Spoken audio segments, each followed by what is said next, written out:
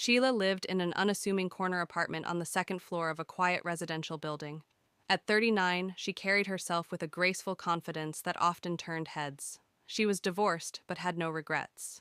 Her life was hers to lead now, unbound by anyone else's expectations.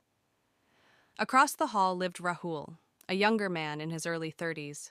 He was lean, with sharp features, and an easy charm that Sheila found increasingly hard to ignore. He had moved in a few months ago, and while their interactions had been limited to brief conversations and polite smiles, Sheila couldn't deny the magnetism she felt whenever she saw him. One Friday evening, Sheila found herself glancing through the peephole of her door, waiting for a glimpse of Rahul. She felt silly, even juvenile, but there was something about him that stirred her in ways she hadn't felt in years.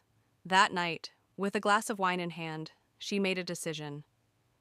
The next day, she baked a batch of brownies, a skill she rarely used but had perfected years ago. With a plate of warm brownies, she knocked on Rahul's door. He opened it, surprised but smiling. "Sheila, hi. What's the occasion?"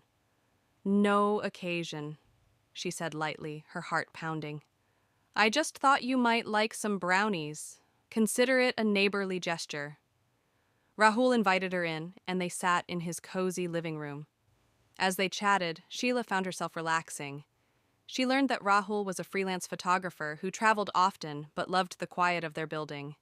He, in turn, was captivated by Sheila's wit and intelligence.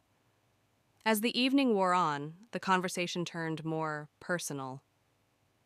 "You know," Sheila said, swirling the wine in her glass, "I've always admired how you carry yourself. Confident, but not arrogant. It's refreshing," Rahul chuckled. "And I've always thought you were, intriguing. There's something about you, Sheila. You have this aura that's hard to ignore." The air between them grew charged.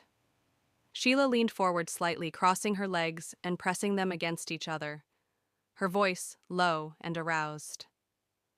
"Rahul, can I be honest with you?" "Of course," he said, meeting her gaze.